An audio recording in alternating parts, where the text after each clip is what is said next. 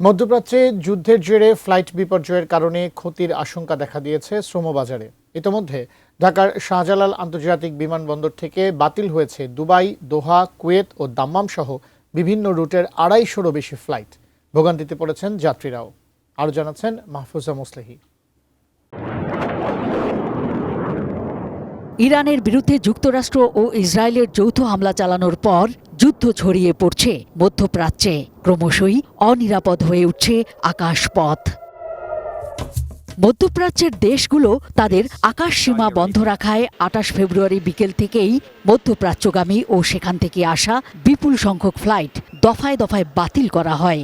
চলমান যুদ্ধ পরিস্থিতির কারণে ঢাকার হজরত শাহজালাল আন্তর্জাতিক বিমানবন্দরে দেখা দেয় ফ্লাইট বিপর্যয়।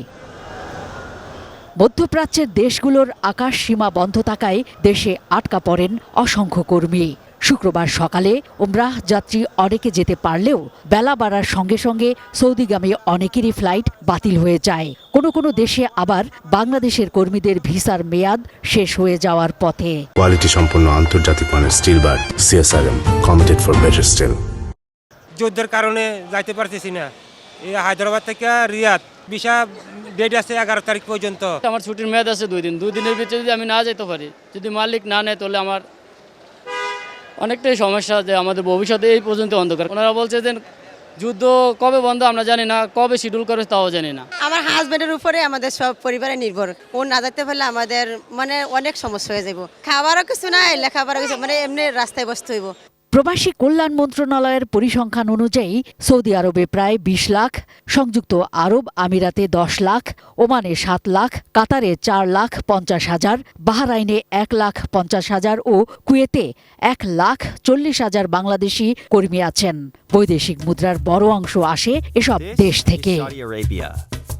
কিন্তু বিদেশে বাংলাদেশের শ্রমবাজারের কি হবে? রেমিট্যান্স যোদ্ধারা বলছেন ঝুঁকিতে রয়েছে বৈদেশিক আয়। গেলে ওখান থেকে প্রতি মাসে ৭০,০০০ ৬০,০০০ টাকা পাঠাইতাম। এই রেমিটেন্সটা তো বাংলাদেশে আসতো, বাংলাদেশের গভর্নমেন্টের লাভ হইতো, আমার ফ্যামিলিরও লাভ হইতো। তো এটা সবেরই আর কি ক্ষতি আর কি। রিজার্ভের বলা চলে 50%ই এই প্রবাসীদের রেমিটেন্স থেকে আসে, বিশেষ করে মধ্যপ্রাচ্যে। যদি এরা না যেতে পারে তো আমাদের তো পুরো রেমিটেন্স একটা হিট করবে। অর্থনীতির জন্য একটা দুঃসংবাদ। দেশীয় শ্রমবাজারের স্বার্থেই অবিলম্বে ভিসার মেয়াদ বাড়াতে সরকারের হস্তক্ষেপ চান রেমিট্যান্স যোদ্ধারা। Mahfuza Muslehi, ATN News, Dhaka.